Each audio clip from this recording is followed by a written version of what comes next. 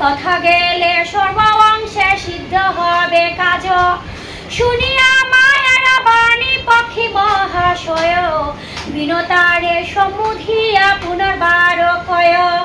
আমারে করিল নষ্ট অকালে ভাঙ্গিয়া সেই ডিম্ব ভাঙ্গিবারে কাল পুরাইয়া এত বলি প্রণমিল মায়ের চরণ বাপের নিকটে গেল পক্ষী মহাজন কাহারা তনয় পক্ষী কোথায় নিবাস কিবা হেতু আসিয়াছ আমার সম্পাস অনুরূহে বলে পিতা বিনতা তনয়